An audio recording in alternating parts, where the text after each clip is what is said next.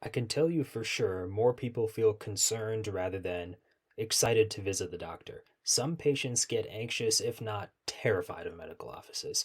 All that being said, there are simple tips which can help you approach your doctor with confidence. No liquid courage required. Your well being should be about thriving instead of surviving. It's about time to empower yourself and navigate our healthcare system with ease. My name is Rishi, and this is the show Friendly Neighborhood Patient.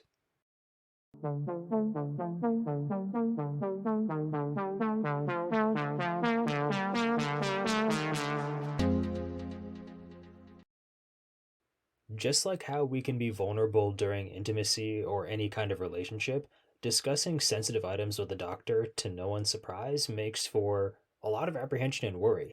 In the exam room, there are a zillion things you don't want to hear from your doctor that can stress you out. To name a few big ones, you might be worried about what you'll be diagnosed with, if you need to be pricked with a needle, or if you need to go through a challenging treatment plan. For many patients, hearing bad medical news or having an awful experience at the clinic in general tilts their opinion of healthcare professionals drastically. From my own experience seeing physicians and also helping patients at my clinic, I believe the worst thing patients can feel is the doctor criticizing them for having a bad medical situation in the first place. Although I'm glad this does not happen at my own workplace, other providers who victimize patients create unreal anxiety. Unfortunately, some doctors like that do exist. However, let me say one thing before you curl up into a ball or stick your head in the sand.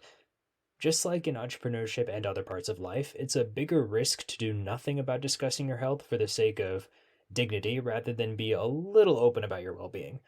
As a little kid growing up with asthma, I used to keep my mouth shut when my doctor would ask me if I had that issue in particular because I felt that if I didn't reveal my weakness or worries about my own weakness, I could make myself feel better. As a result, I did not comply with the care I needed back then, and things were just much harder than necessary.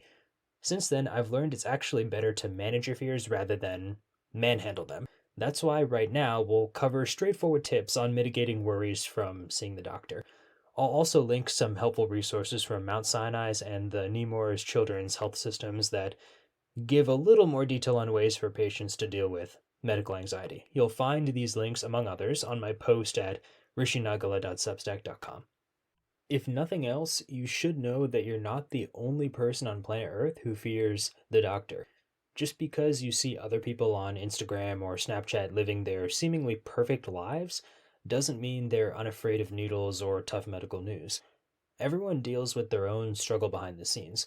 A clear sign of medical anxiety, no matter what your background is, happens when you're constantly rescheduling appointments better than you are at procrastinating your regular work. Before even going to the clinic, acknowledging out loud that you are worried about the medical appointment is the first step to self compassion and having a better experience with a doctor in general. Voice to another family member or yourself that you are having this nervousness, just like with how you should have your visit goals in mind before reaching the clinic, like we discussed in previous episodes. You can briefly rehearse the sensitive topics you're planning to cover. You could also hand your doctor some pre written notes to go over so you don't need to talk about sensitive issues from scratch. Taking either of these steps keeps you from holding all the emotions and history so tight that you forget how to talk with a human being, let alone your doctor. Here's another thing to consider from the professional side of the exam table. Good physicians are trained to discuss hard and uncomfortable matters with you besides solving health issues, while having more incentives to help you rather than judge you. If you close yourself up like a clam, the doctor would find it hard to get the additional bits of medical and social detail he or she needs to make the best treatment plan and improve your quality of life.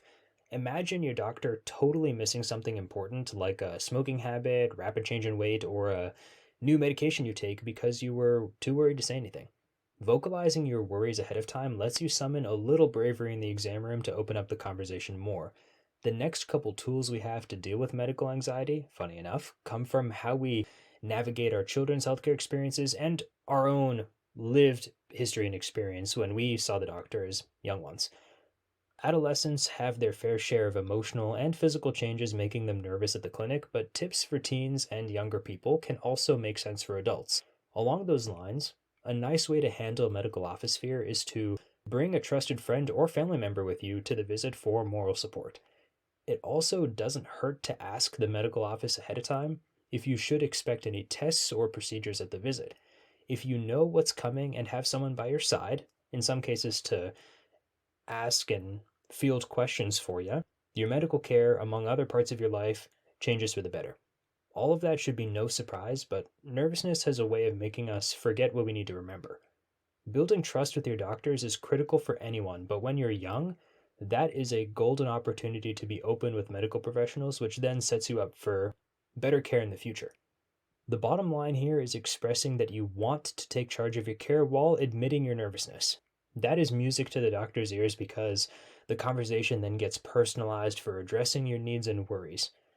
Even though it's better to do those things when you have your first medical experiences as a little human, it's never too late for owning up to your healthcare as a bigger human.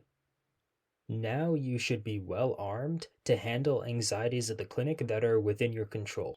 On another note, you might be walking out of the office feeling good about your treatment plan so far, but then you notice that your medications have a limited supply and the instructions are written in that classic doctor and pharmacy gibberish, pushing your stress levels back up again. For the next topic, we'll unpack how to deal with the confusing world of prescription refills. Stay tuned and subscribe to Friendly Neighborhood Patient for more American healthcare know how. I'll catch you at the next episode.